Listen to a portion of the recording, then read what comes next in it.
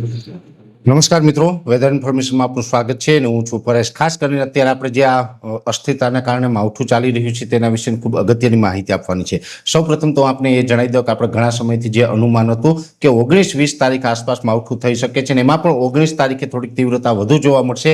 એ જ મુજબ ગઈકાલે 19 માર્ચ 2026ના રોજ तीव्रता साथे अमुक जग्याए मावठું જોવા મળ્યું છે।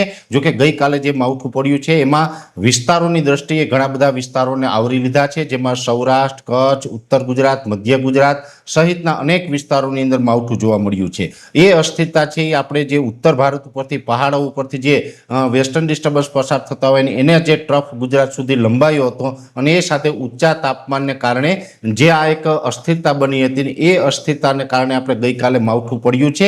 જો કે અસ્થિરતા અત્યારે આપણા ઉપરથી પસાર થઈ ચૂકી છે। હવે આગળ શું થવાનું છે એના વિશે માહિતી આપું એ પહેલા આપને એ પણ જણાવી દઉં કે આ અસ્થિરતાને કારણે 19 માર્ચ 2026ના રોજ જે પ્રકારે ગુજરાત રાજ્યની અંદર માવઠું પડ્યું છે આ માવઠાને કારણે રાજ્યના ખેડૂતોને 3000 કરોડ રૂપિયાનું નુકસાન થયું છે। 3000 કરોડ રૂપિયા એટલે ઉનાળુ પાકની અંદર ઓછા ન કહી શકાય। જેમાં પણ ખાસ કરીને અનેક જગ્યાએ પવનને કારણે ઘઉંનો પાક જે લેવાનો બાકી હતો એ તૈયાર થયેલો ઘઉંનો પાક છે એ પવન અને વરસાદને કારણે ઢળી પડ્યો છે। ઘઉંના પાકમાં નુકસાની છે, શાકભાજી હોય, બીજા પણ અમુક લેટ વાવેતર હતા, ઉનાળુ પાક જે વાવેલો છે એમાં પણ ઘણી જગ્યાએ નુકસાની છે અને સાથે સાથે પવનને કારણે બાગાયતી પાકોમાં પણ નુકસાની છે। બાગાયતી પાકોમાં આંબાના પાકને સૌથી વધારે નુકસાન છે અને બીજા પણ બાગાયતી પાકોની અંદર નુકસાન છે। એટલે ઓલ ઓવર ગુજરાતની અંદર ગઈકાલે એક જ દિવસની અંદર પવન સાથે માવઠું થયું એને કારણે 3000 કરોડ રૂપિયાનું નુકસાન છે। તો આ નુકસાનીનું તાત્કાલિક સર્વે થવું જોઈએ, સર્વે કરી અને જે ખેડૂતોને નુકસાની હોય એવા ખેડૂતોને આ નુકસાનીનું વળતર છે એ મળવા પાત્ર છે જે સરકારે આપવું જોઈએ। આ મારી ખાસ અપીલ છે। બીજી વાત કરવાની છે કે અસ્થિરતા આપણા ઉપરથી પસાર થઈ ગઈ છે। ગઈકાલે 19 માર્ચના રોજ અનેક જગ્યાએ વરસાદ થયો। આજે 20 તારીખના રોજ પણ ઝાપટા પડ્યા છે, પણ આજે 20 તારીખે સીમિત વિસ્તારોમાં ઝાપટા પડ્યા છે। ઝાપટાના વિસ્તારો હતા એમાં ઘટાડો થયો છે, એ સાથે ઝાપટાની તીવ્રતા પણ ઘટી ગઈ છે અને સાથે સાથે જે પવનની ઝડપ હતી એ પવનની ઝડપ ગઈકાલ કરતાં આજે ઓછી જોવા મળી છે। એટલે હવે આ અસ્થિરતા આપણી ઉપરથી પસાર થઈ છે। આવતીકાલે 21 માર્ચ 2026 છે।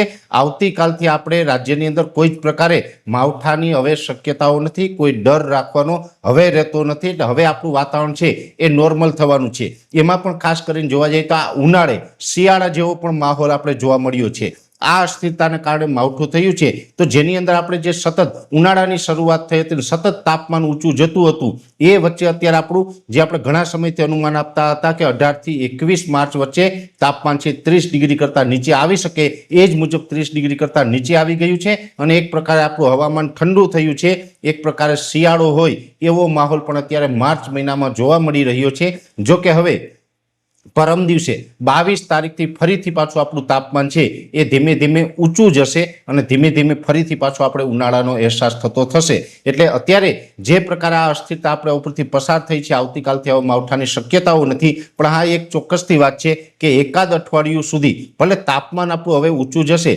પણ એકાદ અઠવાડિયા માટે હજુ પણ લગભગ આપણે છૂટાછવાયા વિસ્તારોની અંદર વાદળછાયું વાતાવરણ જોવા મળે, અનેક જગ્યાએ વાદળ જોવા મળે તેવી શક્યતાઓ છે। એટલે અમુક વિસ્તારમાં વાદળ હશે, અમુક જગ્યાએ ઊંચું તાપમાન હશે। બંને મિક્સ ઋતુ છે એ આપણે એકાદ અઠવાડિયું માટે જોવા મળશે।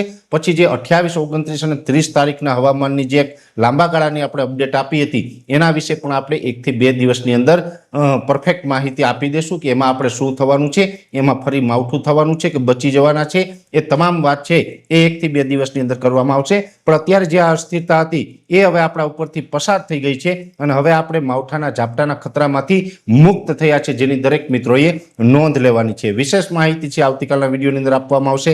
અત્યારે આ વિડીયોની અંદર એટલું જ। અંતમાં દરેક મિત્રોને વિનંતી રહેશે વિડીયોને લાઈક આપીને દરેક ગ્રુપમાં શેર કરી દેવો, યુટ્યુબ ચેનલને સબસ્ક્રાઇબ કરજો અને ફેસબુક પેજને ફોલો કરજો।